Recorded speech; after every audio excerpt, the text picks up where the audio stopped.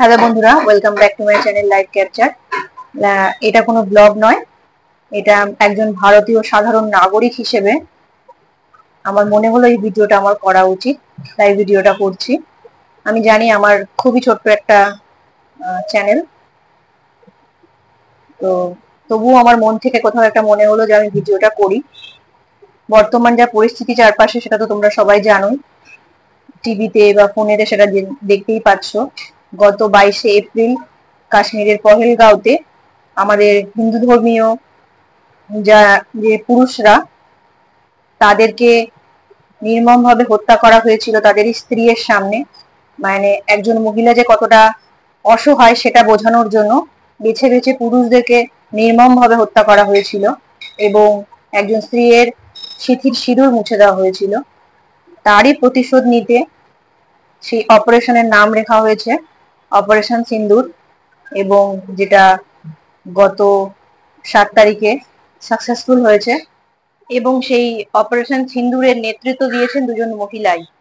তাই মহিলারা যে অসহায় নয় সেটা আবারও প্রমাণ হয়ে গেছে যে উইমেন পাওয়ার কতটা, এবং তার জন্য আমরা গর্বিত আমাদের ভারতীয় সেনাবাহিনীদের প্রতি, যারা প্রতিনিয়ত তাদের জীবনের বাজি রেখে আমাদেরকে সেফটি দিয়ে চলেছে।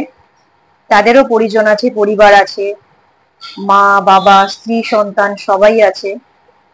তাদের পরোয়া না করেই তারা আমাদেরকে সেফটি দিয়ে চলেছে, তার জন্য আমরা ভারতবাসী হিসেবে গর্বিত। এই যুদ্ধে আমরা জয়ী আগেই হয়েছিলাম এবং সামনেও আমরাই জয়ী হব।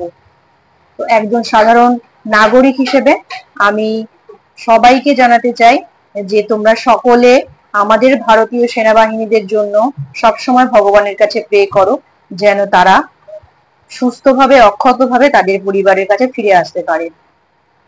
আরো একটা বার্তা তোমাদের দিতে চাই যে সরকার থেকে বলা হয়েছে যে কিছু শুকনো খাবার, যেরকম চাল ডাল তেল, বেসিক্যালি গ্রসারি, এইসব আইটেম গুলো যেন আমরা ঘরে কিছুটা পরিমাণে মজুত রাখতে পারি এবং কিছুটা ক্যাশ রাখতে পারি হাতে। আমাদেরই সুবিধার জন্য এটা বলা হয়েছে। তো সবাইকে বলবো যে যার যেরকম সামর্থ্য সে সেরকম অনুযায়ী মিনিমাম জিনিসটুকু, চাল ডাল তেল, এটুকু অন্তত ঘরে স্টকে রাখো। তো এটাই ছিল আজকে আমার ভিডিও।